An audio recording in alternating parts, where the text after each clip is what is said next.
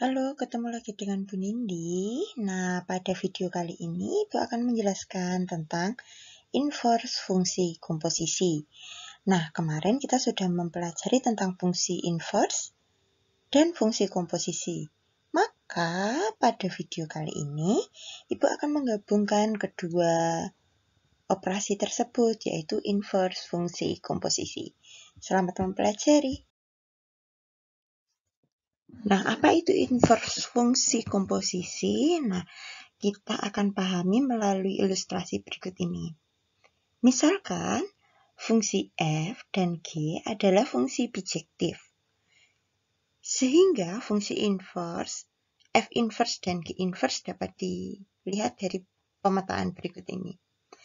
Terdapat fungsi dengan anggota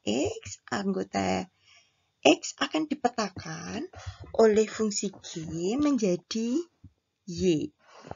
Kemudian Y dipetakan dengan fungsi F menjadi Z. Sehingga fungsi komposisi F bundaran G memetakan X ke Z. Pemetaan pertama dilakukan oleh G dan pemetaan kedua oleh F. Sehingga ketika X ke Z menggunakan fungsi komposisi yaitu F bundaran G. Nah, kalau dibalik, jika kita sudah tahu fungsi akhirnya, maka Z itu diinverskan menjadi Y. Kemudian Y diinverskan kembali dengan fungsi G inverse menjadi X. Sehingga sama dengan bahwa pemetaan itu Z menjadi X, itu dengan pertama kali kita petakan menggunakan fungsi F inverse, dilanjutkan dengan G inverse. Nah, pertama kali itu kan F inverse, maka kita langsung operasikan yaitu G inverse bundaran F inverse. Sehingga inverse dari fungsi komposisi F bundaran G adalah F bundaran G inverse yang memetakan dari Z ke X dengan pemetaan pertama F inverse dan kedua adalah G inverse. Nah, dari ilustrasi ini, maka sesungguhnya F bundaran G dari ini, jika kita inverskan, itu memenuhi aturan bahwa F bundaran G inverse itu sama dengan G inverse bundaran F inverse. Nah, kita masuk ke contoh soal. Jika diketahui fungsi f terhadap x-nya adalah x min 5 dan gx-nya adalah 2x plus 1. Sehingga kalau mencari f inverse, sama seperti video sebelumnya, kita misalkan dulu fx-nya adalah y. Sehingga x min 5 itu sama dengan y. Sehingga f inverse-nya diperoleh x plus 5.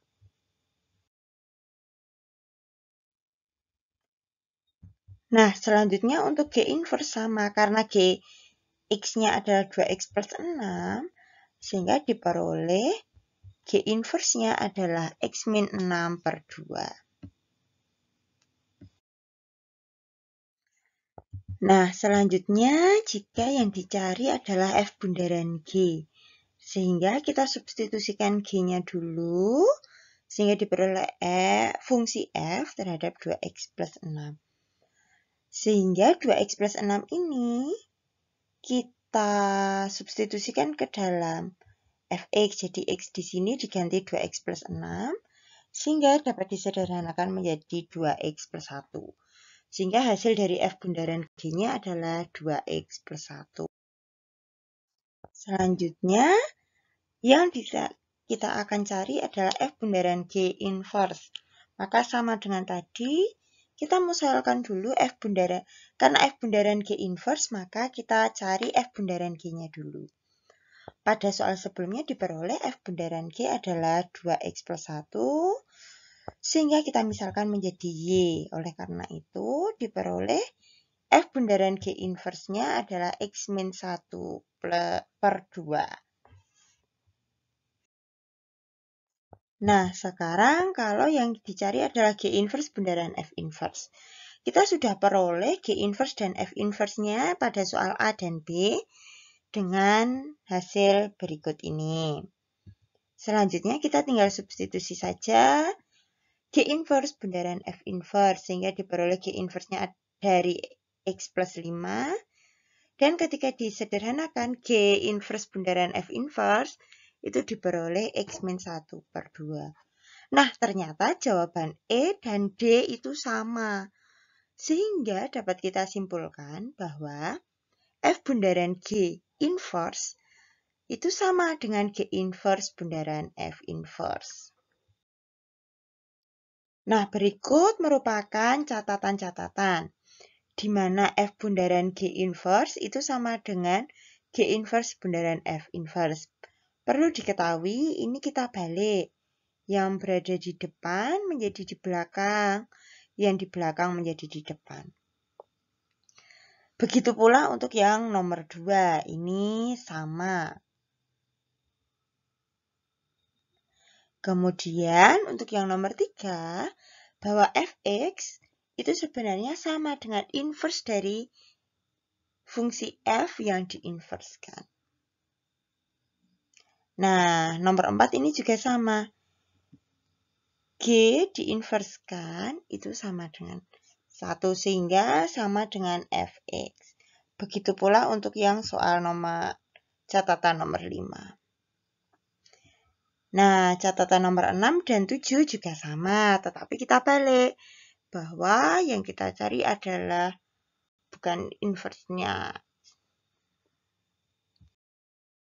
Demikian penjelasan tentang inverse fungsi komposisi. Selamat berlatih. Berikut adalah 2 soal latihan yang dapat kalian pelajari secara mandiri.